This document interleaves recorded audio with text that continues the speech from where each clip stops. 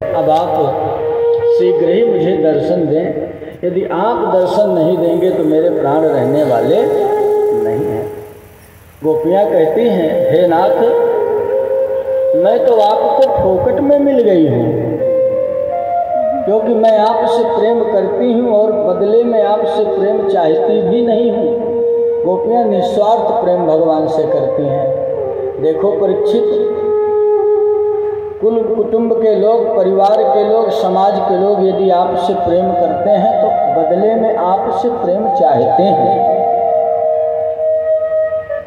लेकिन गोपियाँ कहते हैं, हम आपसे प्रेम करती हैं पर आपसे मैं प्रेम चाहती नहीं, आपको मैं मजबूर नहीं करती हूँ, आप शीघ्र दर्शन दीजिए।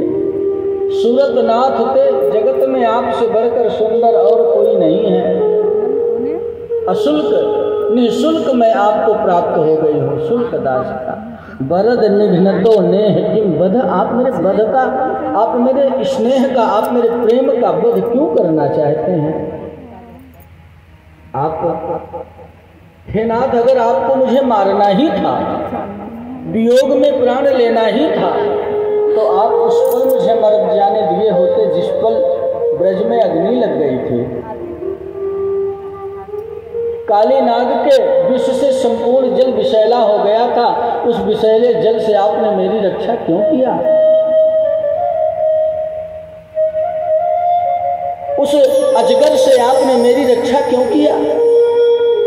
देवराज इंद्र वर्षा करके उस जल से ब्रज को डुबो देना चाहते थे, मार देना चाहते थे, आपने उस देवराज इंद्र से मेरी रक्षा क्यों किया?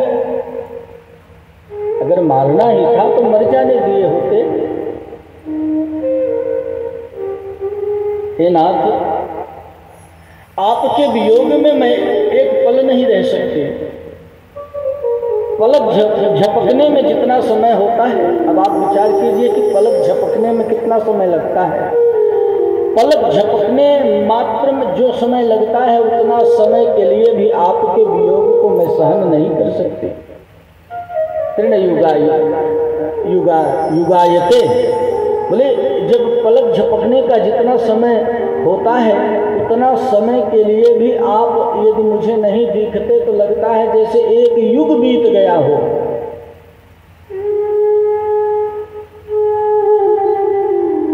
हे नाथ, आप नंद नंदन नहीं हैं, आप जशोदा नंदन ही नहीं हैं, आप हमारे प्राणाधार हैं, आप जगत के आधार हैं।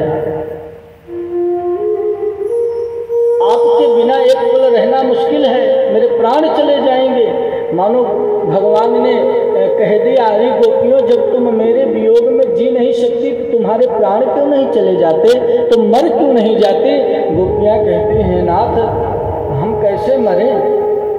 तव कथामृतम तप्त जीवनम कवि विरेडितम कलमसापहम। आपके मुखारविंद से ये जो अमृत का पान मैं कर रही हूँ, क्योंकि भगवान की कथा अमृत है, भगवान की कथा अमृत है।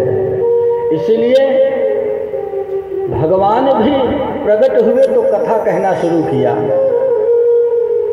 और इस कथा को मनुष्य ही नहीं, इस कथा को भगवान भी कहते हैं, क्योंकि कथा में ही आनंद है। कथा में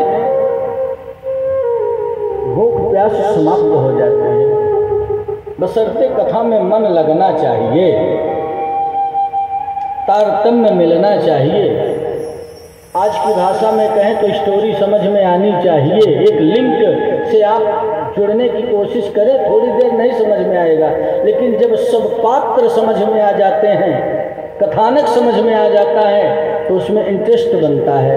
ऐसे जब आप कथा सुनेंगे और कथा के जो कथाकार हैं, कथा के जो पात्र हैं, वो पात्र यदि समझ में आएंगे, उनकी लीला समझ में आएगी, तो निश्चित रूप से कथा में प्रेम होगा। राम जी जब प्रकट हुए तो पालने में जाने के पहले ही कौशल्या को कथा सुनाई। बोले, कही कथा सुहाई मातु बुझाई, जहि प्रकार सुत प्रेम लहै। तो कथा में अमृत देत है तव कथामृतम। आपकी कथा अमृत का पान करने से न मैं मर पा रही हूँ न जी पा रही हूँ। हे तुलसी, तुमसे तो बहुत प्रेम करते हैं कन्हैया, क्या तूने मेरे श्याम को कहीं देखा है? अरे मालती, अरे जूही, अरे चंपा, अरे हे लताओं, क्या तूने मेरे श्याम को कहीं देखा है? मेरे ब्रजवल्लभ को कहीं अरे हवाओं, तुम तो सब जगह जाती हो, क्या तूने मेरे श्याम को कहीं देखा है? एक कदम्ब, पाकड़, पीपर, अनार वृक्षों से पूछती हैं, लताओं से पूछती हैं, जमुना की धारा से पूछती हैं, मेरा श्याम कहाँ गया? कौन गली गए श्याम बता दे।